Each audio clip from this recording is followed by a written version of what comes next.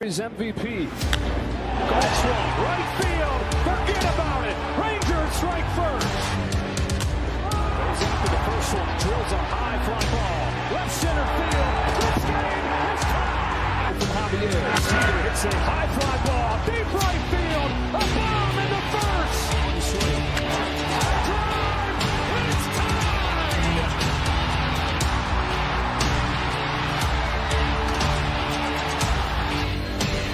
Seager smashes the ball down line. Goodbye.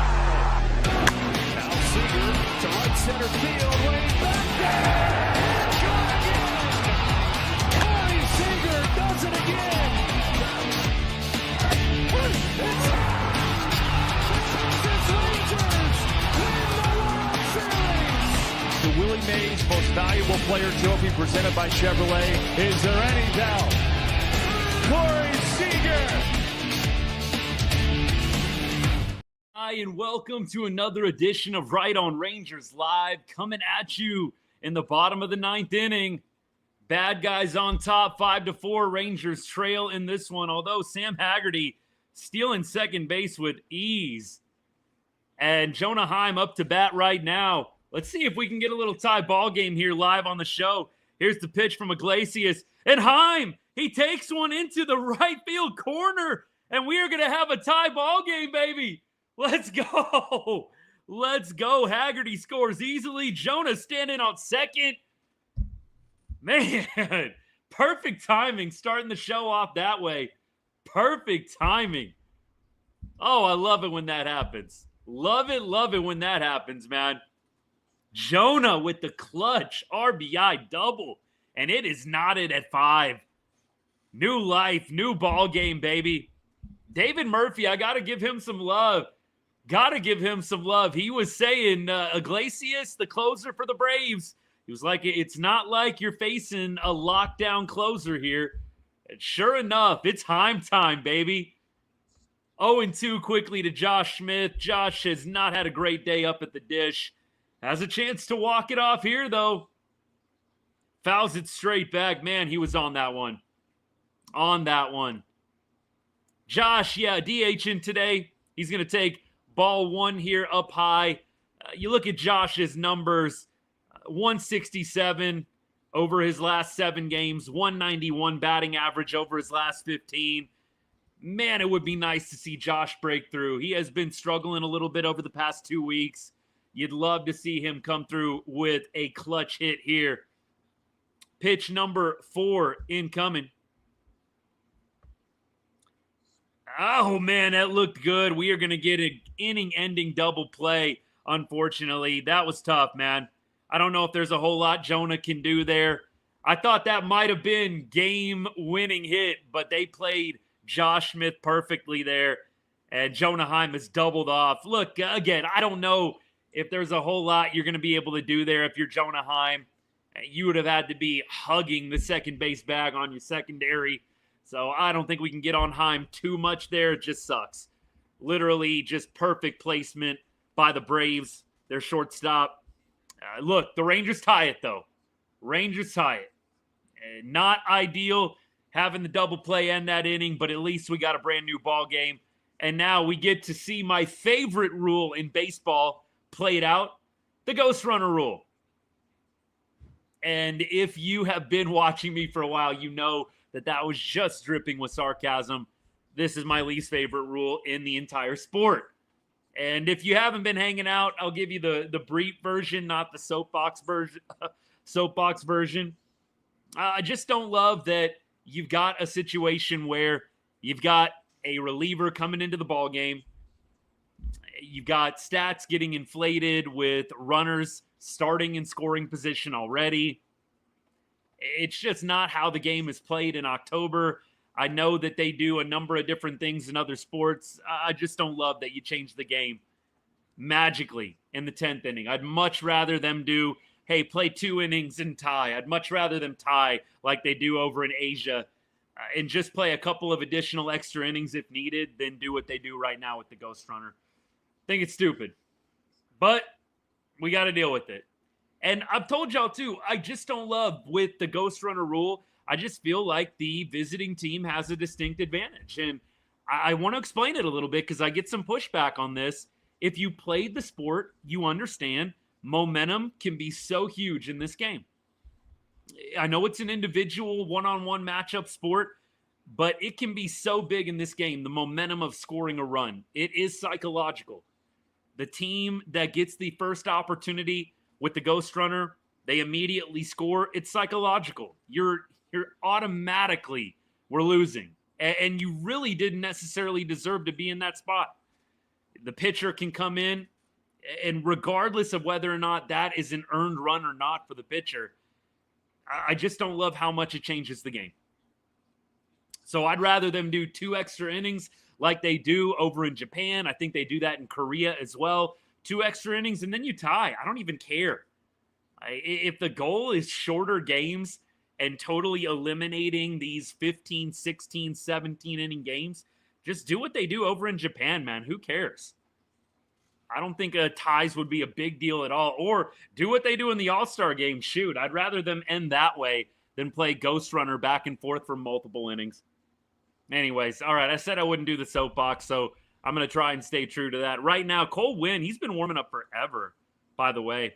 Here at Right on Rangers, we cover everything Texas sports, but we put a big emphasis on the Rangers, especially during the MLB season. I just want to say a special thank you to everyone out there watching right now for choosing Right on Rangers for all of your Texas Rangers content. We have got a 2-2 count, Acuna up to bat right now, and we've got the Ghost Runner, obviously, on second base. That is Matt Olson. Acuna 0 for 4 on the day. Armstrong at 22 pitches right now. He is going to try and get this one to the bottom of the 10th with the Rangers unscathed. I would submit, Brady, Ghost Runner at second base is not a baseball thing. Come on now. You got to use similar logic here. If you're going to get on me and say that ties are not a baseball thing, you think Ghost Runner at second base is a baseball thing? Come on, bro. We got to use similar logic here if we're going to make arguments like that. Nobody can sit there and tell me that the Ghost Runner at second is a baseball thing. It's not a baseball thing. That's never been how the game has been played in the triple-digit year history of the game. Give me a break. I just don't understand that argument at all. You're going to get mad at me for saying, hey, I'd be open for ties, but you're good with the Ghost Runner rule? Come on now. The Braves are going to get the runner over to third base. So Acuna has the productive out here. That's what you got to do. That's what you got to do, man. Ties are not even a sports thing. Brady, come on, baby. I mean, look, I'm happy to get class in session right now, but are you kidding me? They tie in soccer. There's ties in football. Shoot, there's ties in hockey. I know they do the shootout thing, but you get a point in hockey for top tying is not a sports thing. What are we talking about, buddy? Come on now. We keep going. Top of the 10th. Runner on third. Strikeout needed here. Or ground ball right at somebody. Baldwin up right now. He is quickly down 0-2.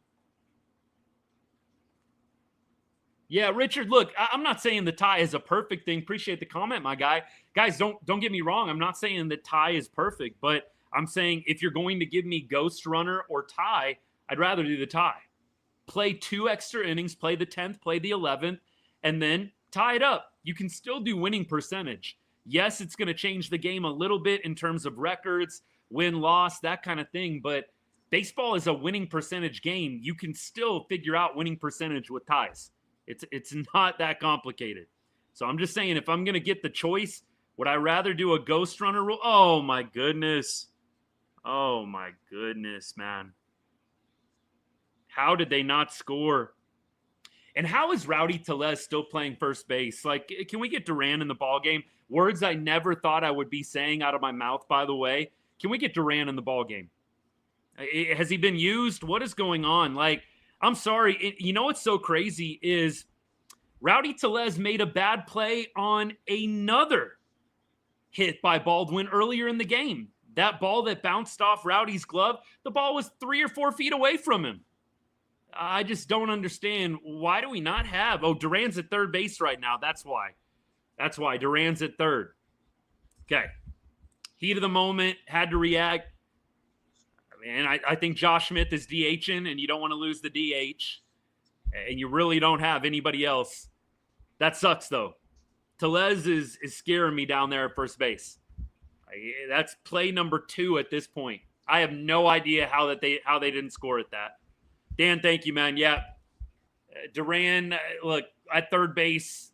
Otherwise, I would have definitely have subbed out Rowdy. Just not impressed with Rowdy's defense. I like the bat, the pop, the big hit potential, but the defense, it's scaring me, man. We keep going. Right now, 0-2. Big strikeout, hopefully incoming. Looks like it's going to be ball 1-2. This would be masterful. If Armstrong is able to get out of this would be masterful, man. Tejano Country, I'm with you. Like, look, I wouldn't care if they did extra innings like they've always done them. But I'm just saying, look, if you're really interested in speeding up the game, stop with the Ghost Runner BS changing the game. Just end in a tie, man. End in a tie after 11. I don't even care. Eric, look, I was trying to be nice. I was trying to be nice, buddy. I kind of agree with you, but I was trying to be nice. Seager leading off next inning will be helpful, Dan. 100%. Eric, what's good, man? Thanks for hanging out. Come on now. We got to get out of this inning. We got to get out of this inning, man. Woo! Hey, John, what's good? Thanks for hanging, man. Thanks for the comment. Rhett, hey, thanks for hanging out, man. Everybody's welcome. It's going to be a good finish. 44, glad you're in the same boat. I knew that. Appreciate you being around today. Armstrong's going to go ahead and make this full, man. Hey, we got people from Brazil hanging out watching. Right on Rangers going worldwide right now. Let's go. Let's go. Oh, man. Thank you guys for hanging out. Let me clean up some of the nonsense in the chat. Apologies. Wiley, thanks for the sub, man. And I agree. The spamming. Got him. Got him. Brian, I think you're a little ahead of me. I just saw your comment right after the strikeout, man. Shoot, I'll take it. Armstrong, I said this at the beginning of the year. I wasn't so sure about Sean Armstrong. Love seeing him in the ball game at this point. Like, I'll take Armstrong over Robert Garcia in the closer role. Thought it was interesting that Armstrong came in today. Look, I know that technically he gives up a run today, but I really do like Sean Armstrong. Think that he absolutely is the guy that needs to be pitching in the ninth inning. And I say technically gives up a run because Wyatt Langford, bro, what were you doing? What was Wyatt Langford doing in left field there? It's a really weird thing. You guys have heard me talk about this. You know, we get into some of the minutia of the sport. So just bear with me here at the commercial break. Wyatt, does he know how to I think he does know how to slide head first, because on that play where he scored from first base on the Jonah Heim double the other night, he slid head first to win it.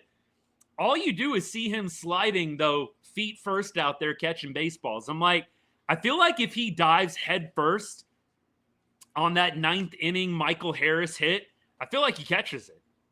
But I've really only seen him slide feet first out in the outfield to try and catch baseballs. I don't know if you guys have noticed this, but I really feel confident if Bro does a head first dive for that baseball, he probably catches it. I don't know if anybody thought the same thing. I'm a big fan of the little things of the sport. I don't think he took the best angle at it either, but for me, I feel like the head first dive for that baseball probably gets the job done. Yeah, look, we got to walk this off. Antonio, 100%. You got your best hitters up right now. You have got to walk this thing up. Hey, Jamie, what's good, man? Thank you for the gift. A couple of y'all have given gifts as well on the show. Thank you so much. Really appreciate that generosity. Let's hope the positive vibes from that translates into this ball game right now. Look, 44, right?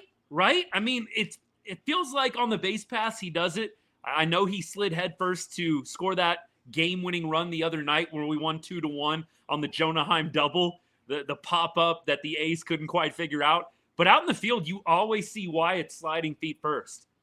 You just wonder, is he not comfortable diving head first? I don't know. All right, we got Marcus Semien up to bat right now. Corey Seager got intentionally walked. Marcus, baby, we need you. Come on, Marcus. Marcus, look, the AB where he got hit and then he followed it up by hitting the Braves starting pitcher, that was actually pretty hilarious. I wish it would have worked out where he was safe. But, man, Marcus, I think, got into a little bit of tough luck there. If the pitcher isn't in the way, it might have been a base knock. It wasn't very hard hit. I really, really want to see Marcus walk this one off. After getting hit earlier in the game, it would be perfect. Very poetic. Let's see it happen right now. Give me a little line drive, just a patented Marcus Semien line drive left side. Come on, baby. Marcus Semien, baby! Let's go! Let's go! Marcus Semien walks it off. Hard ground ball gets past the shortstop. The Rangers are going to win the series. Chance for a sweep tomorrow. Hello, win column. Cue the I Like Texas music. Rangers, 5-game winning streak, baby. We are still buyers. We're still buyers, man. Yes, sir. Who we buying? Who we going to get right now? Come on, CY. Randall Grichuk just got traded to the Royals. Who we buying? Oh, man. Yes, sir. 44. Hello, win column. Dan, let's go. Oh, let's go. Come on, baby. Woo!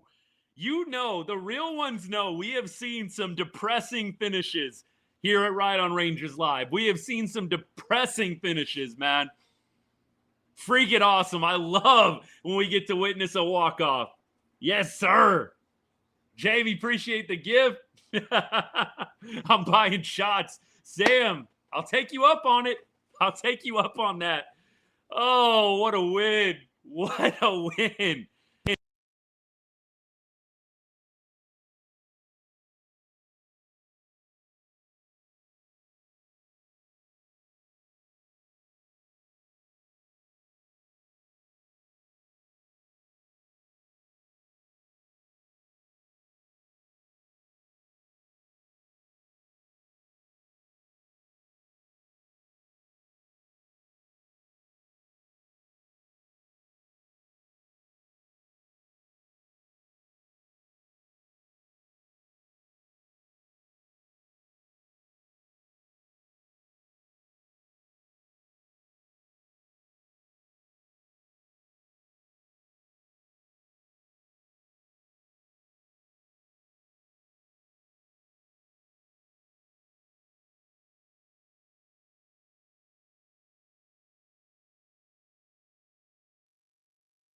I got you. My bad. So I got too excited. I totally did get too excited, Brian. Marcus Semien, definitely a clutch hit. But what I was saying is Jonah Heim, I said that he needed to take advantage of the opportunity. I think he did, man. I think Jonah's clutch hit might be just that much more clutch than Marcus's. I mean, that's do or die in the 9th inning there. You've got to score a run. You don't have to score a run in the bottom of the 10th there. The game will go on. You've got to score a run in the bottom of the 9th inning to have a chance to win this ball game. So Jonah Heim, look, I'll give it to him. Man took advantage of the opportunity. Higgy, I guess, could have gone today, is what I heard. Kyle Higashioka could have played today. They wanted to give him a little more time. I don't know how you bench Jonah Heim after the big knock he had in the bottom of the 9th inning, man. I don't know how you bench that guy at this point. We'll see what they decide to do. Boch is going to have a tough decision. Oh, my goodness. All right, let's get to comments. Brad, yes, sir. The OG, Brad was the very first paid subscriber ever on TikTok, man. Brad, I always say this, my guy, never going to forget you. Thank you so much for your continued support of the channel. Always good to see you on the live, my friend. We rolling now. Joel, I'm with you. We rolling. We rolling right now. Hottest team in baseball? Hottest team in baseball right now? I think so. Milwaukee had it. Little 5-game winning streak. Rangers have now won 9 of their last 11 ball games. They are now 11-3-1 in their last 15 series. 11 out of 15 series wins. Hottest team in baseball. Cross, yes, sir. Good to see you, buddy. Rolling, rolling, rolling. Let's go. Oh, I'm so hyped right now. I'm not even going to lie to you guys.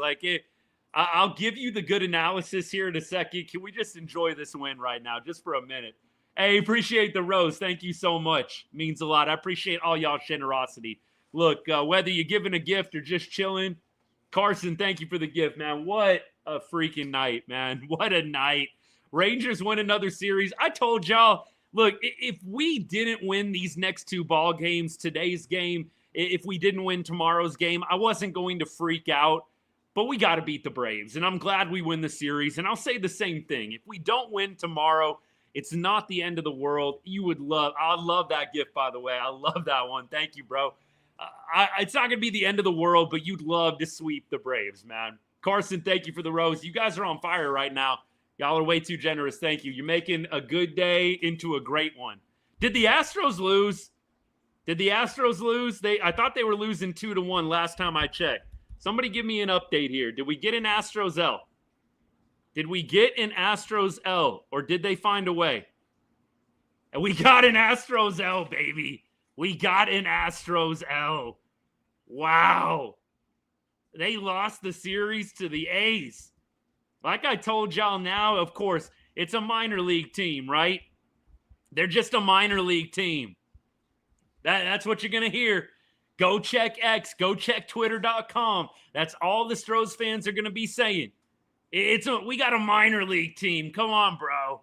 But after every single win, what are you hearing? We're the best team in baseball, man.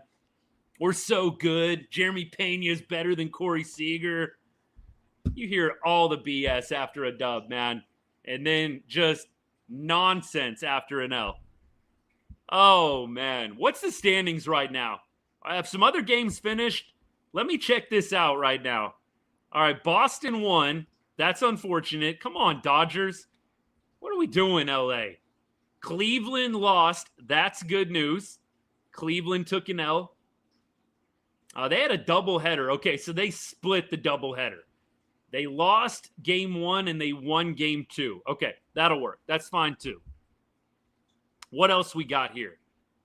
Oh, man. The Houston one's big. What's Seattle doing? Do they play later tonight or something? They probably play a night game, huh? Man, I'm so excited. They're losing 1-0 right now. Seattle down 1-0 early. Yankees lost today as well. Blue Jays won. Rays lost. It's a good day. Are we in a playoff spot right now? Are we in a playoff spot? We might be in a playoff spot right now, guys. Chat, are we in a playoff spot? Let me check this out right now. Oh, my goodness. No playoff spot yet. 1 game back. But did they update? No, they didn't update. We're a half game out. If Seattle loses, we are even with a playoff spot. If Seattle loses, we are even with the playoff spot. MLB.com hasn't updated us yet to 5 wins in a row, 55-50. So we're a half game out. If Seattle takes the L, we are in a playoff spot. Let's go. Oh, my goodness. I'm so pumped up right now, man. And Yankees, they lose today. They've lost 3 in a row. Aaron Judge on the IL with an elbow issue. Right now, we are a game and a half behind the Yankees for the top spot, for the top wild card spot. A game and a half, y'all. Oh. Watching the Mariners game now. Taylor Ward goes deep. Do we need another sign? Go get Taylor Ward. Do we need another sign right now? Taylor Ward solo shot. Do we need anything else to be convinced? CY, go get Taylor Ward.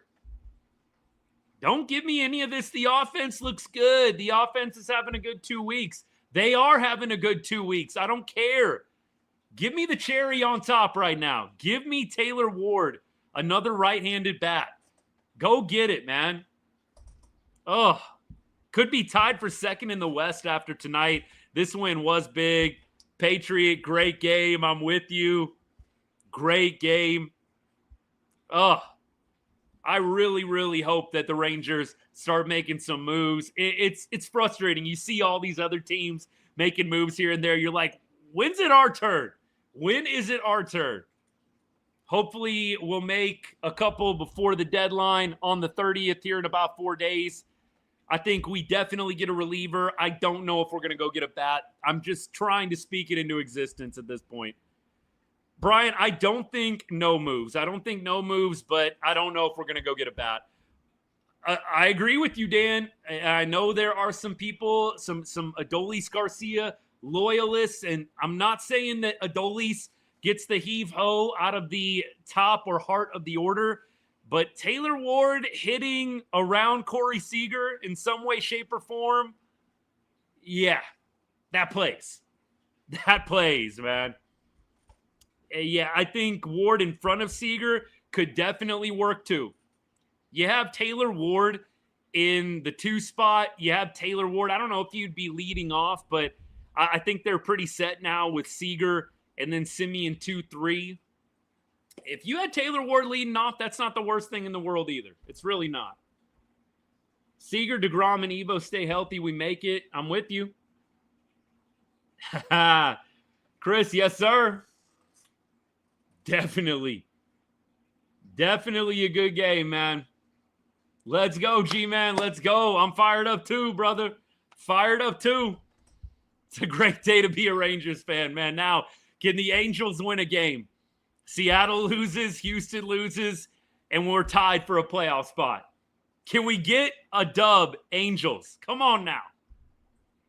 Natalie, I'm with you.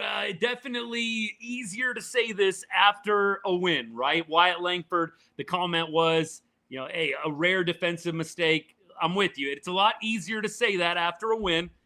It would be tough at this point. It's hard to excuse bad mistakes. We are at gotta win mode right now. You gotta win ball games.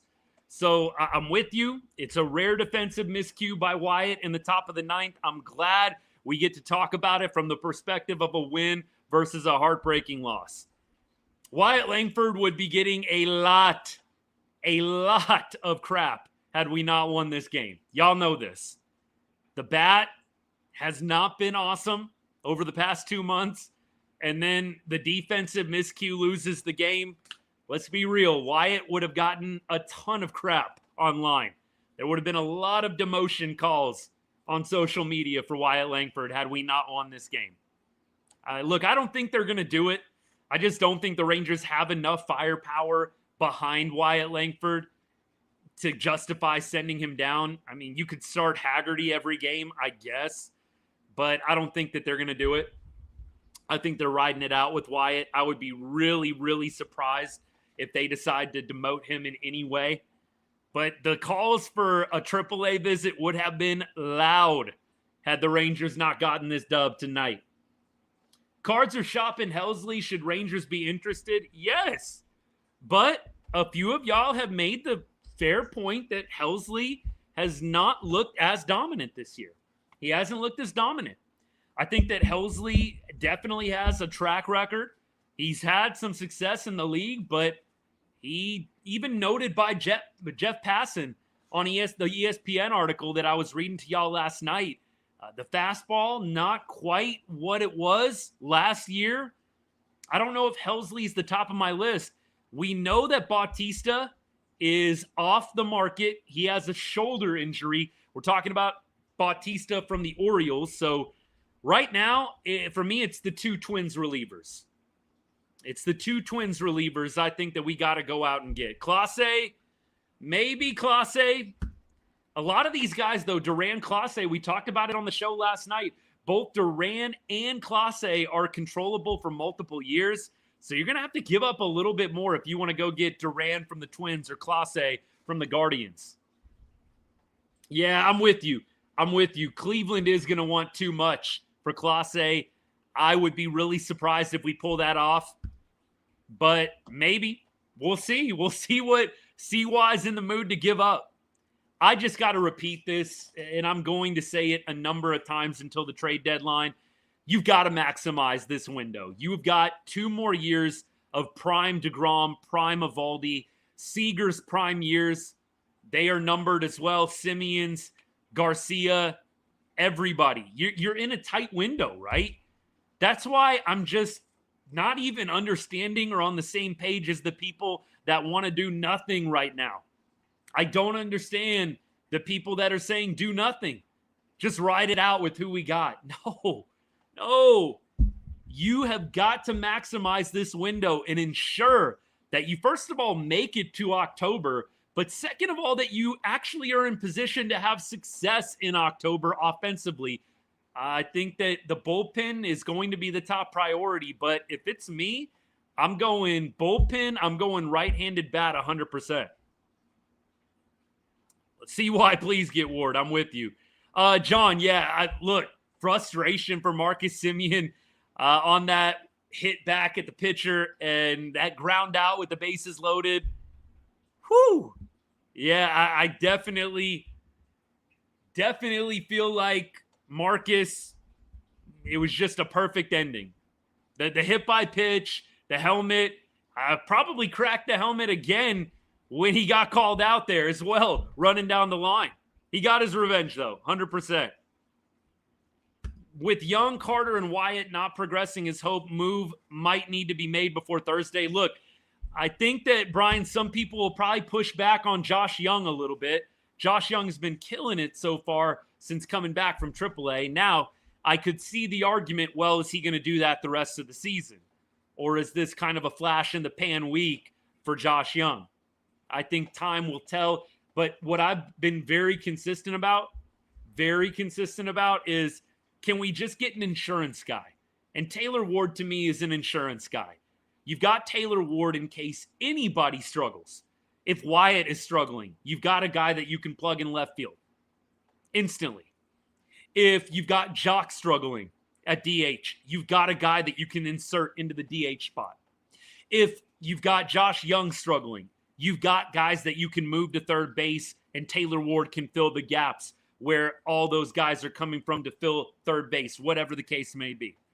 I like the idea of an insurance bat, a slump insurance bat, if you will. If any of our boys 1 through 9 have any issues down the stretch, you've got a guy that you can plug in who is a very, very legitimate above average piece. Yankees made another move to get Ahmed Rosario. What's Ahmed Rosario doing this year? Doesn't feel like a guy that I've heard like a ton from. 270 with 5 homers. He's playing for the Nationals. Okay, 736 OPS. And this is in 148 ABs. Okay. Yeah, look, Yankees, I don't know what the Yankees got going on with Judge. I wouldn't be surprised if that Judge injury ends up being a little bit more. I just would not be shocked if Judge is going to miss a little bit more. Would Cody Bellinger be on the radar? Yeah, I would love Cody Bellinger. In fact, we talked about that in the offseason. Steve, appreciate the comment, man. We talked about Bellinger in the offseason. I would have loved to have gone and got Belly. And you know, Belly, Siegs, Jock, all former teammates. That would have been awesome. But I don't think that the Rangers are going to be trading for a guy like Bellinger. The Rangers need right-handed help. They don't need to add any more lefties. You've already got so many lefties that are platoon guys. We did the math. You've got 4 lefty starters. You don't really need to add in a 5th. Yandy to Texas. Yandy Diaz, Ethan, yeah, you brought him up a couple of different times. Yandy Diaz, let's look up Yandy's numbers right now because we've thrown out Yandy, but we haven't really talked through the stats, anything like that. Yandy Diaz, though, I think you are going to like. 286 average, 820 OPS. Ethan, my only thing is I need to put it through a trade value simulator. What do you think we'd have to give up to get Yandy Diaz? And is this guy controllable? What's the contract situation like for Yandy? Yandy Diaz Spotrac. Let me go get it right now. He's in the middle of a 3-year, $24 million deal, and he's not a UFA until 28. So you're talking about 3 more years, actually 2 more years of club control. before he's a UFA. So, Ethan, you're going to have to give up something nice for Yandy Diaz if you want to go out and get him. You are. You're going to have to give up something nice. I think you're probably going to have to dig into the top 15 prospects if you want to go get Yandy Diaz. Now, let's look at Yandy Diaz, baseball savant right now. We're talking about infielder for the Rays. And the Rays obviously are kind of teetering in contention right now. Rays are only a game and a half behind the Rangers. They are on a 3-game skid. And here's the thing with the Rays, and I want to juxtapose it with what I said about Texas. So Texas is one of those teams, if they can just get into the playoffs, you know they could make noise. If you got DeGrom, you've got Evo, the best 1-2 punch in baseball, you know if we just get in, we can make noise. I don't know if the Rays can say the same thing. And so even though the Rays are only a game and a half behind Texas right now, I think we're working with two different narratives. Texas, just get in, and you're instantly going to be able to make noise with Jacob deGrom and Nate Eovaldi in a 3-game series in the wild card round. Hey, the Rays, I don't know if they can really say that with the pitching that they have, with the lineup that they have, the combination. They're on a 3-game skid right now. Ethan, I think they'd have to probably lose a couple more games to really be true sellers. But let's look at the baseball savant for Yandy Diaz. Oh, my goodness. Wow. Ethan, this might be my new guy. This might be my new guy. If you want to see a lot of red, and I mean a ton of red, I don't think I've ever seen this much red on a baseball savant page, at least not recently. The only 3 stats that Yandy Diaz is not above average in on baseball savant: barrel percentage, he's still in the 60th percentile. Sweet spot percentage, he's in the 13th percentile. And walk percentage, he's in the 43rd percentile. Everything else, dude, is straight up red. Yandy Diaz might be it if you really want to make a splash. Controllable, advanced stats, and the stats that we all look at, the casual stats, if you will. It all checks out. Yandy Diaz is going to be more than Taylor Ward, though. You're going to have to part with a top 15 prospect for sure. Remember, in the scenario that I had where we trade Taylor Ward, or trade for Taylor Ward, we didn't have to give up a top 15 prospect. So you're going to have to part with somebody. I might have to run some trades through my baseball trade value simulator, and we'll see what we can come up with. Yandy Diaz is a number 2 hitter for his career, I believe. Yeah, definitely a guy that hits more up at the top of the lineup. Ethan, look, my general, you guys know, those of y'all that have been hanging out, listening to me for a while, for the last couple of years, you guys know I'm not Mr. Let's keep all of our prospects. Can't deal prospects. In fact, my attitude is more, we have a lot of guys in the minor leagues right now that are never going to make it into a Texas Rangers uniform. They are never going to play at the major league level. Unless you have a sure shot. If you have a chance to get a legitimate bat like a Yandy Diaz, you're willing to part with the prospects. Especially when you're in win now mode with DeGrom, with Evo, with Seager, with Simeon, with Garcia, with Jock Peterson, with all these guys that really only have a couple of years left of elite play. And I know maybe some people are laughing me bringing up Jock Peterson. It's more about the contract than anything else. We've got Jock this year. We've got him next year. I still think he's got a couple of hot streaks left in his bat before all is said and done. Rangers need to maximize this window right now. They really do. So you can't be too worried. Oh, we had to give up our number 12 prospect. You know what? You can't worry about it. You've got to go win a World Series these next 2 years, or at least try to. At least try to. You can't sit around, well, at least we didn't give up our number 14 prospect this year. Nobody's going to feel great about the number 14 prospect if we miss the playoffs by 1 or 2 games. You miss the playoffs by 1 or 2 games, nobody's going to feel great that we held on to all of our prospects. Nobody. I do think, Jose, I'm with you. I think Jock is going to get hot at some point. I don't know if he's going to come back tomorrow and tear the cover off the baseball, but still. Yeah, it'll be fun seeing Jock tomorrow, Dan. Totally with you. Totally with you. Caleb, yes, sir. Been doing pretty good recently. Absolutely. We've been doing pretty well recently.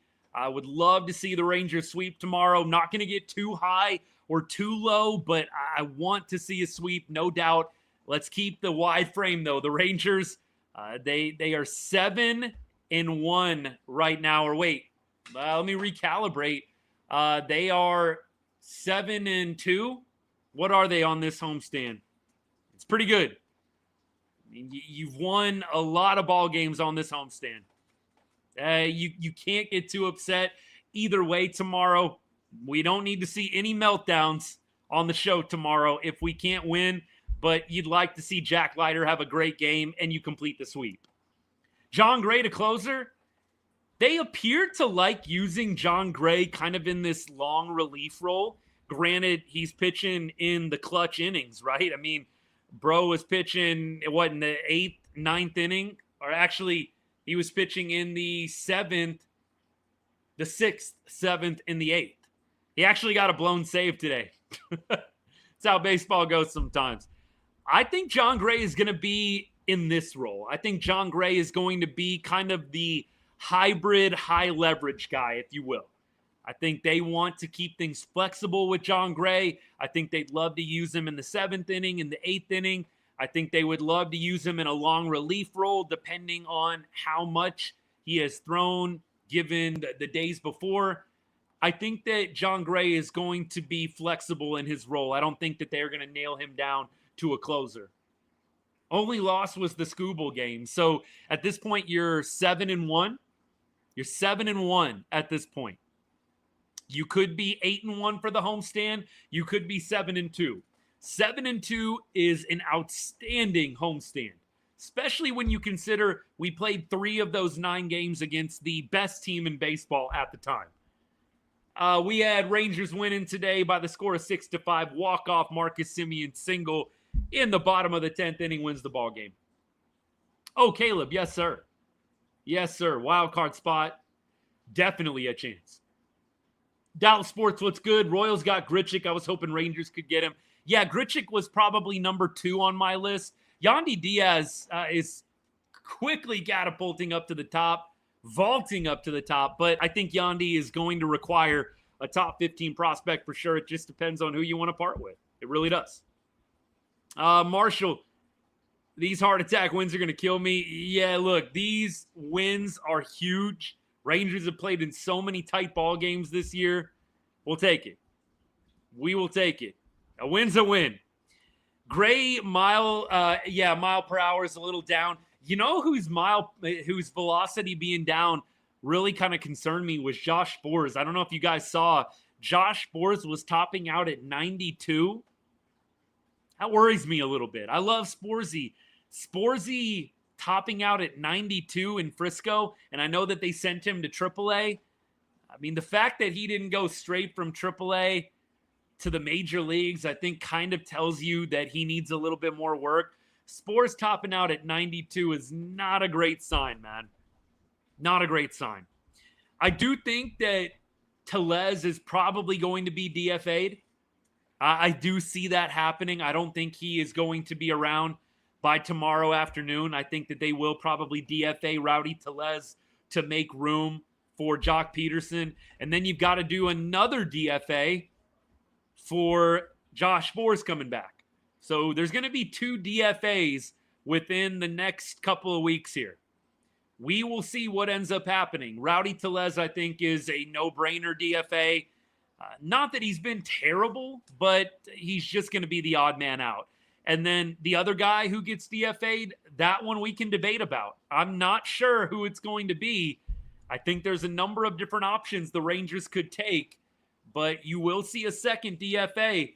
Might be Bosley, potentially. Ethan, you might be right. It might be Bosley. I don't think Tellez is going to stay, Sam. I think he'll be hitting the road. I don't think there's any world where he sticks around. He's a lefty. He plays first base, and he DHs. That's exactly what Jock Peterson does. Jock Peterson's a lefty. He DHs, and he can play first base. There's really no reason at all to keep Rowdy Tellez. I know some of us really, really liked what we saw from Rowdy. It was fine. It went almost exactly like I thought it was going to. I thought, hey, he maybe hit a home run or two. He'd have a couple of big hits. I think he's got one big hit. He has not wowed me over at first base. So for me, I'm okay with Jock Peterson coming back. And Rowdy, appreciate you, bro. Everything that you gave for the organization over the past couple of days. But look, I'll be okay with the DFA. Sborz is not going to be a closer. And that's the other thing for the people, for the crowd that are saying, hey, don't do anything at the deadline. Just stand pat. Don't do anything. They always will throw out to me, Josh Sborz is coming back, right? John Gray's coming back. I'm like, yeah, that's not the kind of arms that we're talking about, right? We need to go get a high-octane arm, a guy that's upper 90s, flirts with triple digits. That's really the type of arm we need to acquire. Don't go any further than the 2023 blueprint. Who did we go out and get in 2023? A high-octane arm, Aroldis Chapman, and that was huge for us down the stretch. I know Chapman was polarizing, especially because we gave up Cole Reagans to get him, but the Rangers need to go get a guy that can throw or at least get close to 100 miles an hour. John Gray is at 94, 95 topping out. Josh Sborz is low 90s right now. We have got to go get a guy that can flirt with 100 miles per hour on the gun. Absolutely. Yeah, there are definitely some moves out there where you're like, okay, chips are all the way in the middle of the table, CY. I'm not going to get my hopes up, Dan. I want to believe what you just said. There's going to be this flurry of moves from CY, just pushing those poker chips into the middle of the table, but I just don't know if it's going to happen. Would I trade for both Diaz and Ward? Well, here's the nice thing about Diaz and Ward if you wanted to go crazy.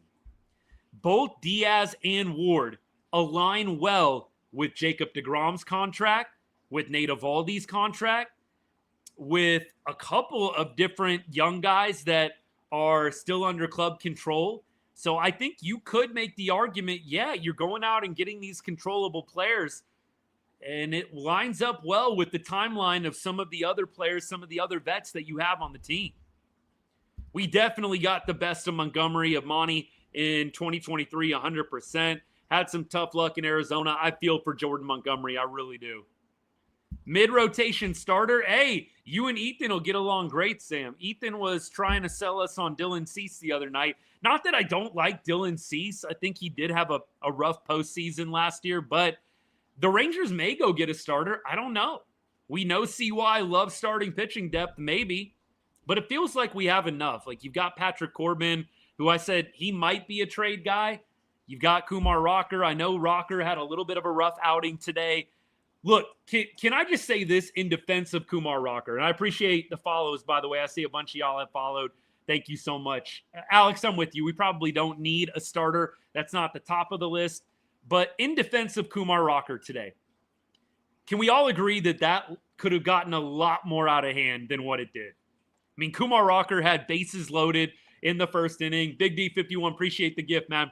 Can we all admit that Kumar Rocker outing could have gone off the rails wildly, and it didn't? And so I do give Kumar Rocker some credit. I know there's going to be some people, and there definitely were, going in on Kumar Rocker. Kumar Rocker has been really, really good over the last month and a half of baseball. I know that some people don't want to hear that. He's been really, really good. Today was not his best day. It absolutely could have gone off the rails, though, and it didn't. I give him credit. He did not have his best stuff, didn't have his A game, still hung in there, kept the game within reach. That game could have quickly gone off the rails. It could have been 5-0 in the first or second inning. So I will give Rocker that credit. He's got to be more consistent, but he's young. This is a rookie, man. This is a rookie.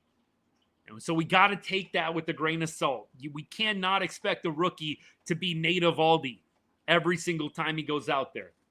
I give Rocker a lot of credit for not totally caving and selling that game. I mean, that game could have easily been 6-0, 7-0 Braves right out the chute, and it wasn't. Yeah, look, that did happen, Brian. That did happen. I'm not trying to sugarcoat a turd here. I'm really not. I'm not trying to do anything like that. What I'm saying is let's acknowledge it could have been worse. He did well to get out of certain situations. He's young. He will get better. He's a rookie. He's not going to be Evo or DeGrom every time he goes out there. If you look at the numbers coming into this game, last 6 starts, mid-3s ERA. If you take out the Angels start, bro had like a sub-2 ERA over his last 5 starts. This guy has been pitching pretty well for a rookie. What would the lineup look like with Yandy Diaz and Taylor Ward? You'd probably have Yandy lead off. I think Josh Smith, definitely we all love Josh H. Smith, no slander here. I feel like you'd have Yandy Diaz lead off. And I feel like you'd have Taylor Ward probably hit 4th or 5th. I think you'll have Yandy leading off. You'd have Seager. You'd have, obviously, Simeon 3-hole. Probably Adolis or Ward 4-5. That's what I'd do. Josh Jung hits 6th, and you just keep going down. Jock Peterson hitting 6, Josh Jung hitting 7. There's a lot of different things you can do. You have one of the catchers hit 8th, Higgy, Heim, and then you have Evan Carter hitting 9th. That's what I would do in that lineup. Yeah, Rocker and Leiter, very, very good when they have command. Ethan, perfect comment, man. When those guys have command of the zone. I mean, look, this isn't rocket science. If a pitcher is wild, they're not going to have a good outing. Right? It's simple. When those guys, though, don't walk people and they have command of the zone, it goes really, really well. When they don't have command, yeah, you get what you got tonight. This is actually a comment. I want to read this to all y'all to make sure that you guys hear this too. This is a good comment. This is a good discussion point because I have heard some Rangers fans say this, and I don't think that it's totally off base. But the comment is, it's crazy. I don't want Jock to come back and maybe mess all this up. I think it's a fair point. We've got a good thing going with the offense. The only thing I'll say is Josh Jung came back, slotted in just fine. And look, maybe some of y'all are going to say, well, Josh Jung's been a part of really this whole week. Fair. But even going back to the weekend series with Detroit, I mean, Josh was still in Vegas at that time with the Round Rock Express. So I hear you. I think it's going to be okay. And remember, Jock Peterson is not going to play every day. You're going to have Jock Peterson only against righties. I don't think Jock is going to play against lefties very much. Trading Garcia significantly lowers this team's ceiling this season. Maybe trade him after. By the way, Jake, appreciate the follow. And thank you for the comment, Blaze.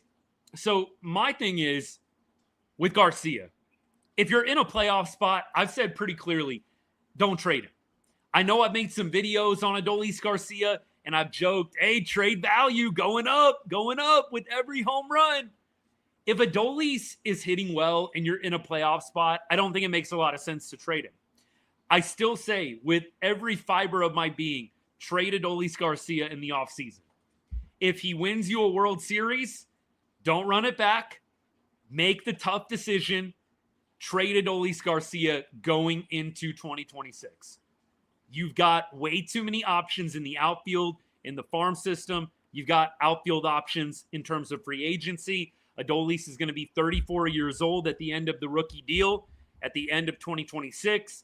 It's a lockout year after 2026. You don't want to give Adolis any kind of long-term contract. Trade Adolis going into the 2026 season. I wouldn't trade him at this point. Would not trade Adolis Garcia at this point. Zane, you're 6-1 at Globe Life. Get your butt to the stadium tomorrow, bro. Go tomorrow. Go every game, man. If you got a 6-1 record, that winning percentage needs to be at Globe Life as often as possible. Alex, I think if they make the playoffs, and I think if Adolis has a nice rest of the season, he will have value, right? He's good out in the field. We know he can be streaky. With streaky hitters like Adolis, there's always a team that feels like they can take a guy like that to the next level and get him to be more consistent. Adolis can help this year. I really don't see the rhyme or reason for keeping him next year. If you are going to extend him, a 2 or 3 year extension, I could see keeping him. But you're not going to give Adolis Garcia a 2 or 3 year contract extension. You're not going to do that.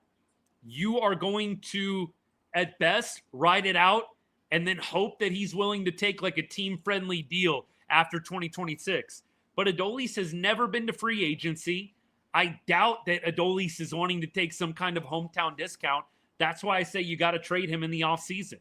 You're not re-signing Adolis to a 2 or 3 year deal. He's getting older. He's going to be 34 at the end of 2026. Get what you can, and then hand over the keys to either a good free agent that you sign or to some of the young guys that you've got in the farm system. Glad this chat isn't about Langford error. What a walk-off. CY starting the grill. Look, Ethan, full stop. If they would have lost this game, we might still be talking about the Wyatt Langford error. That was my comment earlier. If the Wyatt Langford error sealed the loss and that is how the game ended, that was the game-winning run, we'd probably be talking about him a lot more. A lot more. But no, we're not going to focus on that. Wyatt, really pretty solid out there in left field. Really has made a lot of good plays. It does happen. You can't have errors like that at this time of year, but 100%. Yeah, I think Seager already extended the on-base streak, though. Didn't he have a single in this game? Yeah, he was 1 for 3 with 2 walks. So, yeah, Seager extends the on-base streak. So, he's at 26 now? 26. Let's go. Let's go, man. Love it. Absolutely love it. We keep going with comments. Pastor says, Jock Peterson can't have a second half as bad as the first. Play the odds if he still can't hit a barn door with the trucks in him. I don't think that they are going to stick with Jock Peterson no matter what. If Jock comes out and bro is struggling, I don't think that they're going to give him a month runway to figure it out like they did in the first half, right? They are going to start sitting him and making some tough decisions. You've got to win ball games. This isn't about feelings. This isn't about anything but winning ball games at this point. Let's keep going here. I think that the Rangers would trade anyone now? Yes, I think that they would try and trade guys to try and make room for different salaries of different pitchers coming in. You know, you go get a Duran or you go get a Clase. Those guys make real money. You're going to have to trade somebody. So, yeah, I do think that the Rangers are going to make some tough decisions. Berger could be in the Yandy deal as a throw-in with his control, something the Rays love. Ethan, that's an idea. That's an idea. I do think the Rangers are going to have to get creative. You're not going to see a ton of returns. I think you're going to see some different trades, some separate trades. For example, Jonah Heim. Let's talk about Jonah. Big clutch hit today. If Jonah Heim could be traded for cash considerations, you'll take that. Like if you can get somebody to take Jonah and maybe kick in $500,000, winner chicken dinner. Like you don't need to get any players back for Jonah Heim. If you can get somebody to take his contract and give you $500,000, give you the league minimum, we'll take that. Like you will take that all day long. The Rangers are going to have to do some separate trades to relieve the cap space. And I know baseball doesn't have a cap. You know what I mean? We're talking about the cap. We're talking about that threshold for the luxury tax, right? We're talking about the luxury tax threshold. So if you want to stay below that, you're going to have to trade some salary. Jonah, I think he is a candidate. I don't know if there's any team that would be interested in Jonah. I don't think you're going to be able to get Scott. I don't think you're going to be able to do player for player with Jonah. I think you're pretty much going to ask another team, will you take Jonah Heim off our hands? And if you want to get a little greedy, could you kick in league minimum amount of cash? Could you kick in $700,000-$800,000 and we'll give you Jonah Heim? I think you're pretty much trading Jonah Heim for cash considerations at this point. Maybe if you really want a very low-level prospect, somebody will give you a very low-level prospect for Jonah Heim. We keep going. What happened with Higgy being hurt? I think we would probably call up somebody or you acquire somebody, right? So if you do trade Jonah Heim, you've got to either call up one of the catchers from AAA. Cooper Johnson's been doing pretty well over the last couple of weeks. He's not on the 40-man, though. But I think in all likelihood, you probably go get a catcher in a trade if you do trade Jonah Heim. and you go get a catcher that's making minimum amount of money and is controllable. Now, look, Sean Murphy, I think he's making like 9 or 10 million a year. I don't know if Sean Murphy is going to be attainable or not. I'd love a Sean Murphy type. We'll see. But I do think if the Rangers did offload Heim, they're probably going out to get a catcher in some way, shape, or form. I think Higgy's going to be back tomorrow. They said Higgy could have played today. Jonah Heim making the most of his opportunities, man. He really is. What's the reality of Heim leaving? I think fairly high, whether it's at this deadline or in the offseason. Jonah Heim is going into a contract year, right? Jonah Heim has one more year left of club control, so he and Adolis are on the same timeline. So I think there is a good chance if Jonah doesn't get dealt this deadline, they deal him in the offseason. Maybe they want to re-sign Jonah Heim multi-year. I don't see them giving Jonah Heim an extension. And so a part of me thinks they might try and trade Jonah along with Adolis in the offseason if they don't deal those guys at this deadline. I don't think that the likelihood of Adolis getting traded is very high. Jeff Passan last weekend had it at 50-50 for Adolis. I think that's probably way too high at this point. I don't think it's a 0% chance that they trade Adolis, but I think it's getting much lower with every passing win. I do think Jonah Heim, Adolis, prime trade candidates in the offseason. You know, a la Nate Lowe, right? Nate Lowe was a guy that was starting to make more money. Nate was going to be making $10 or $11 million. That's a big reason why they traded Nate Lowe to the Washington Nationals. I think you're going to see something similar with guys like Adolis and Heim. The Rangers are going to want to get rid of those contracts, not wanting to pay those guys $8, $9, $10 million a year or so left before they become unrestricted free agents. I think you're going to see a similar strategy employed with Heim and with Adolis Garcia. Yeah, he does. He needs to decide. All these teams making moves around him. Absolutely. Kurtz with the 4 home run performance. Who else is going to win Rookie of the Year? Like, who else is winning Rookie of the Year besides Nick Kurtz at this point? I really don't know. I mean, y'all tell me, who is potentially going to beat out Kurtz for Rookie of the Year in the AL? Who am I missing? Like, I just don't think it's really going to be anybody else at this point with what he just did last night. Alex, that is a move I've talked about. Ethan, yes, I think we'll be buyers at the deadline. I do think that Corbin is a potential to get traded. He is on an expiring contract. I think he's making a couple million. So look, every little penny matters at this point. I do think that Corbin is still a potential. I don't know how high the potential is, and the Rangers may want to keep the starting pitching depth, but I do think, yes, that could happen. Do I see Gray making it into the rotation? Only if Kumar Rocker and Jack Leiter just really soil the bed down the stretch. Like, I think otherwise you're probably going to see Jack Leiter and Kumar in the rotation over John Gray. Brian, I do think that we are seeing Arizona start selling. You've seen them sell Grichuk. They haven't sold Suarez yet, but I think that he's probably next. So, yeah, I think that they are going to be big-time sellers. I believe this series and the run after the break solidified buyer status. Hey, Zachary, appreciate you, my guy. Thank you for the comment. I think you're right. I think that they are firm buyers at this point. I don't see any other option. Duran is our permanent closer. You're going to have to pony up to get him, but that would be nice. Best second half record beyond Toronto. Sean, yes, sir. Astros, they haven't quite gotten swept by the A's, but they did lose the series. They've now lost 3 in a row to the A's. So, yeah, if they lose tomorrow, the sweep is complete. Alex Malley is back in August. I think like second or third week of August is kind of what the timetable is pushing out to. Ethan says, I feel like Jock returning won't be good for us. Let's just give it a shot. You know, I don't think they're going to have some super long leash for Jock. I think if he's struggling for a couple of weeks, they're going to shut that down and start really platooning him. Maybe looking at matchups historically, like which pitchers does he hit better against? Okay, it's a righty, but Jock sucks historically against him. Yeah, we're sitting Jock on the bench. Now, if Jock can actually hit like the guy that we paid $17.5 million, $18.5 million to this season, that would take this offense to another level. We keep going here. Our offense is finally getting along and on board with our pitching. Let's go Rangers.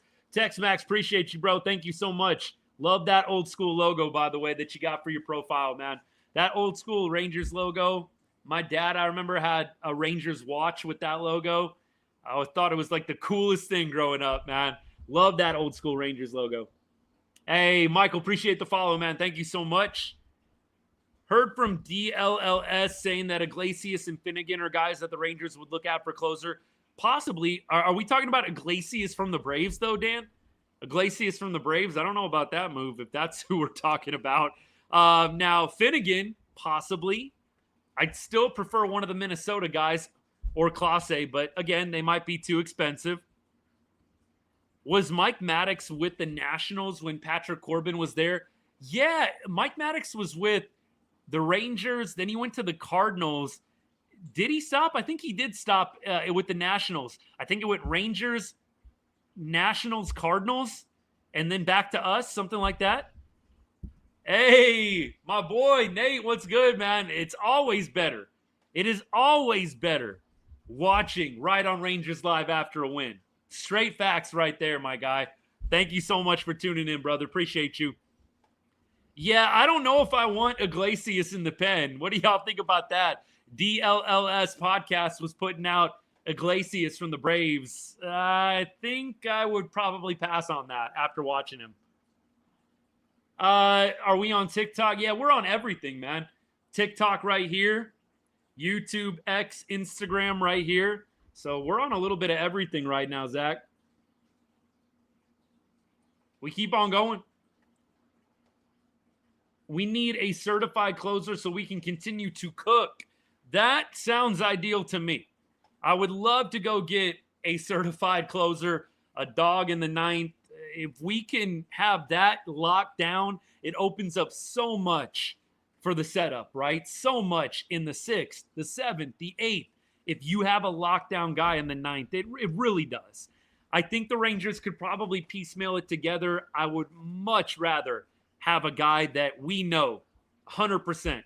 Bro's got the ninth. That would be great. All right, let's keep rolling. Finnegan, a more realistic option than the Minnesota relievers. Blaze, you might be right. You might be right on that one. The Minnesota relievers, Clase with the Guardians, they're going to cost some capital. What do I think about sending Jonah to the Yankees for Rice? I don't think they're giving Jonah. I don't think they're going to give us Rice for Jonah, man. Look, if they want to do it, please. But no, I don't think that we're going to trade Jonah Heim for anything beyond a really, really low-level lotto ticket prospect, or maybe we can get somebody to give us some cash considerations. You're not getting much else for Jonah Heim at this point. All right, let's keep rolling. What were Bednar's stats tonight against the Diamondbacks? Don't know on that one. Let me see if I can figure it out. Mariners are up 2-1 on the Angels, by the way, unfortunately. All right, Diamondbacks, where are you at? Bednar got the save. So he got his 16th save of the season. Pirates beat the Diamondbacks 2-0. It is crazy how quick things can change. Like last Sunday, I was listening to the Diamondbacks GM, and the Diamondbacks were in a totally different space. Like they were like, yeah, we'll probably do some soft buying and some soft selling. You know, we still really think we're in it. And then a week happens and everything changes. Andrew Heaney, by the way, got the win for the Pirates today. Good for Heen Dog, man. Good for Heen Dog. Love that. Bednar, 1 inning pitched, 2 strikeouts, and ERA is now down to 2.19 again. 16th save of the season. Let me actually look at some Bednar statistics right now. Let me look at the strikeout he had. So, by the way, that was his 100th save of his career. So, Bednar is 97 with the fastball. Actually, 98. So, high octane. I like that. Has a 80-mile-an-hour curveball. So, he went a lot fastball, curveball. Let's see if he threw anything else. Fastball, curveball to Barossa. Let's see what he did to Eugenio. curveballs. So a lot of fastball curveball today for Bednar. But I like it. High octane fastball. That's what we need. And off speed, good off speed. Now, let's see what Bednar is like on the advanced stats. You know what? Maybe I'm just not giving him a fair shake. And I have heard some people with Bednar kind of turn their nose up. Let's see what the advanced stats say. What am I missing here? All right, let's check this out. Advanced stats look pretty dang good. K percentage, 96th percentile. Expected ERA, 85th percentile. Fastball velo, 88th percentile. Pitching run values at 75th percentile. He does get some hard hits off of him, but that's because he throws so hard, right? So look, the hard hit percentage, he's a little bit lower there. Doesn't get probably as many ground balls as you'd like to see out of a closer, but 58th percentile in ground balls. I think David Bednar would be a good pickup. I think he'd be a solid pickup. I don't see a whole lot of red flags with Bednar. Now, with Bednar, what's the contract? What's the contract on this guy? Let's see. We looked it up. I think he's a rental, right? All right, he's a rental. So, look, there you go. You don't have to give up quite as much for those half-season rentals. So, I'm kind of there. I wouldn't mind Bednar. I was kind of ignorantly saying no. I'd rather have Clase, Duran, but Bednar, I don't think that would be a bad get by any means. I think that Rowdy Tellez is going to get the DFA. Somebody asked who gets sent down for Jock. I don't really have a lot of doubts. I think it's going to be Rowdy Tellez there. Jake, yeah, I think Bednar, absolutely. Hey, Lori, appreciate the follow. Thank you so much. Thank you so much. Astros run it. Just don't get too high on hopes. Weird thing to say after losing 3 in a row to the A's, my guy. And look, here's the thing about the Astros and look, the Astros fans. And look, we've got some really loyal followers, good people who do follow the Astros and they don't just show up and troll all the time. So look, I'll say this. The Astros and what they've done is impressive. You got 18 guys on the IL and you're still in first place in the AL West. It's impressive. I respect it. That being said, on paper, the Astros don't have a better team than what Texas does. I don't think anybody was saying that going into the season. In fact, everybody said Rangers are the best team in the AL West going into the season. You didn't hear anything different unless you're living in Houston and you're listening to nothing but Houston sports talk. Like, nobody thought the Astros had a better roster, better pitching, better anything coming into the season. So really at this point, I'm not too worried even when the Astros get back to full health. Yordan is always scary, but none of the guys, Pena, Jake Myers, McCormick, none of the pitching bothers me at all. The Rangers are not intimidated by any of the Astros pitchers. They beat Hunter Brown twice. Valdez, look, they didn't beat, I don't think they technically beat Valdez, but it was knotted, I think, at 3-3 in that ball game at one point. Valdez is good, but the Rangers have had success off of Valdez in the playoffs. Nobody's worried about the Astros. Nobody's worried about them. Can the Astros beat the Rangers on a given day? Sure. But do the Rangers quake in fear about anybody on the Astros? Maybe you're done. Maybe you're done. It's about it. I don't think there's anybody else on the Astros that you should be worried about. We keep going. If we trade Adolis, then advantage Astros. Blaze, that might be a good point. Although, I will say this. Marcus Semien rakes down in Houston. He rakes against the Astros. Corey Seager rakes against the Astros. We've got a number of players that play really well against the Astros. So, I'm kind of with you a little bit, but I still think the Rangers can beat the Astros without Adolis. Push for the wild card? Absolutely. Just get in. Just get in. Jack, I'm with you, my guy. That double play that Josh Jung turned. Bro is a new man since coming back from AAA. He really is. He really is. Really good game from Josh. Let's go to the box score, by the way, real quick. Josh Jung, 2 for 3 with the walk. Very, very impressive, man. Extremely impressive. All right. Josh Smith, 0 for 5 today. We talked about Josh Smith hitting under 200 in his last 15 games. Rangers may need to consider a different direction. I know some people are going to hate this because they don't like seeing the lineup change. I just don't think you can have your leadoff hitter hitting under the Mendoza line for the last 2 weeks. Josh Smith is great. I love him. I don't think he needs to get benched. I just don't know if right now we need to be batting Josh Smith leadoff. 0 for 5 tonight, did score a run. But nevertheless, I think it might be time to insert somebody else into that leadoff spot, move Josh down a little bit lower, and potentially get somebody else up there. I think there's a couple of different routes you could go. But at this moment in time, I would really like to see the Rangers maybe mix it up a little bit. There might not be any better options. I've got a couple ideas, but we'll get into that maybe on the show tomorrow. We'll see what the Rangers decide to do. Corey Seager, 1 for 3, extends the on-base streak to 26 straight games, reaching base, 2 walks, had a single as well. He continues to creep back into the MVP case. I'm telling y'all, with the Judge injury now, my prediction at the beginning of the second half, Corey Seager going to find his way back into the MVP race. I think it's still a real thing, especially if he keeps this up. Adolis Garcia, 1 for 3, had a couple of very key RBI earlier on in this one in the early stages of the game. Adolis Garcia, let's read the stats on him over the last several games. Last 7 does not look very good, but over the last 15 games, Adolis Garcia has a very healthy 761 OPS. That'll play. 10 RBI in his last 15 games. The numbers again in the last 7 don't look spectacular, but Dolly continues to drive in runs. You'll take that every game. Evan Carter, 1 for 4 with the run scored. He had an RBI tonight as well. Big RBI from him. I think he got a triple. Did he get a triple or a double out of that?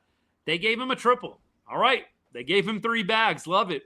And then Wyatt Langford, 0 for 4, 2 Ks. Have they moved Wyatt Langford down far enough at this point? Again, I don't want to bash on Wyatt after a win. Tough defensive play out there in the 9th inning. 0 for 4 with 2 Ks. Have they moved him down far enough yet? Really want to see Wyatt take off, man. If Wyatt and Carter can figure it out, this offense is just a totally different animal. Really, really frustrating to see Wyatt struggling just because I love the player so much. He's got so many intangibles. I've got really high hopes for him, and it's hard to see him struggle. I don't know if he's down far enough in the lineup, though, at this point. I know he had a nice hit last night. I mean, Wyatt Langford, I'm not going to go on and on, but you look at the numbers, Wyatt, over his last 7 games, is hitting 0-87. Bro's hitting under 100 with 12 strikeouts over his last 7 games. I don't think they're going to send him down just because I don't know if they have a really better alternative down there. Maybe some people are going to say Osuna. Maybe some people are going to say Dustin Harris. I don't know how much of an upgrade Osuna or Harris is. Could you bench Wyatt for tomorrow's game? Could you bench him for the next couple of games? Give him a little mental reset? I think that could be an option. I would be a little surprised if they demoted Wyatt at this point, just considering what they have behind him down in the farm system. Now, if you go get Taylor Ward, you go get an outfielder, I think that changes a little bit. But at this point, I don't see a demotion. Maybe they go ahead and give him a couple of days off, though. All right, we keep rolling through. Tellez, 1 for 4. I think it's probably the last game we've seen Rowdy Tellez in a Rangers uniform. Maybe they've got other plans, but that would appear to be the most obvious move. You got a lefty coming back in Jock Peterson. Rowdy Tellez is left-handed. Jock plays first. Rowdy plays first. Writing's on the wall there, I think. Appreciate the home run that Rowdy gave us several games back. That was freaking awesome. First base was a little suspect today from Rowdy. Hopefully he can catch on with another team. We talked through Josh Jung. Swaggerty comes in, and again, the chaos energy once again right at the forefront of this ball game. Steals second base easily after coming in for Josh Jung. Ends up scoring the game-tying run on the Jonah Heim RBI double. Swaggerty, man. He's a good guy to have back. I love having him on the bench. I love having him in against lefties. He has been a really, really nice pickup for the Rangers this year. And then Jonah Heim, 1 for 4 today. Big, clutch RBI double in the 9th inning to tie this one up. Really glad Jonah is taking advantage of the opportunities. Kyle Higashioka, I think all but had taken over full-time catcher until the hamstring injury. I think Jonah may have just found himself a way to get back to more of a 50-50 split with the catching responsibilities. But keep going. Let's see, what do we got? Oh, y'all are going at it in the chat. I'll let y'all be. I'll catch up. I'll get the tea in a little bit here after I go through the bullpen. Let's see. For the bullpen, Rocker, we know 4 innings, 3 earned runs, 3 walks. Just did not have the control today. Like I said, the one thing I'll say about Kumar, he limited damage. This could have been a lot worse. 4 innings, 3 earned runs. You'll take that. 5 Ks, he was still getting swing and miss. Latz came in. He did not have his best stuff either. 2 walks. John Gray came in and gave you 3 really solid innings. I think Gray is going to be a very versatile piece in the bullpen. I don't think they're going to lock down any set position for John Gray. And then Armstrong. He had really tough luck getting an earned run today. Wyatt Langford, the misplay. Armstrong really shouldn't have had an earned run today. So look, for all intents and purposes, I think Armstrong gave you 2 shutout innings. I've loved what I've seen from Sean Armstrong over the last 2-3 months of baseball. All right, tomorrow's game. Let's check it out. So we have Jack Leiter on the hill going for the sweep. The Braves tomorrow, they will be throwing Elder, right-handed pitcher. So once again, we get to see the right-handed lineup tomorrow. Like that. Always like it when we are facing a righty versus facing a lefty. Elder, 5.63 ERA on the year, 4-6. Adolis is 0 for 2 against him lifetime. Corey Seager is 1 for 2 with a home run against Elder, the Braves' probable starter for tomorrow's game. Marcus Simeon's 0 for 2. No other Texas Ranger has an AB against Elder, the Braves' probable starter for Sunday's finale. And then on the other side, Atlanta versus Leiter. No one has an AB against Leiter.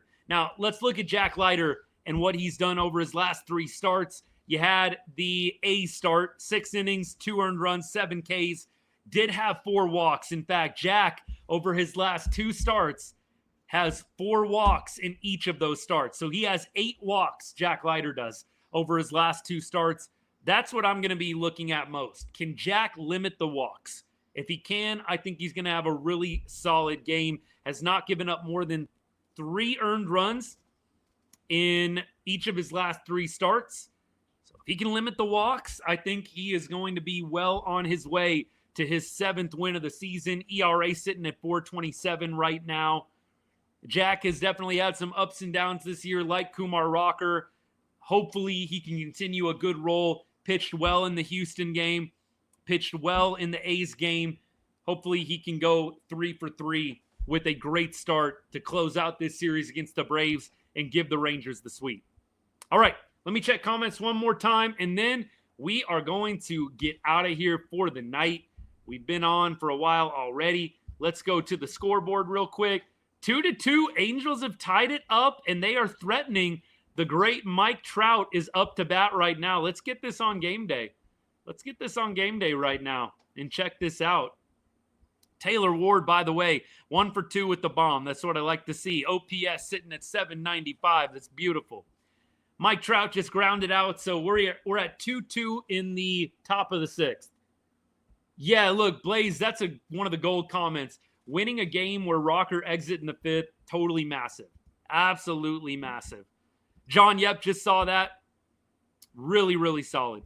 Would I trade Berger, Foscue, and Harris for Yandy Diaz? Berger, yeah. In a heartbeat.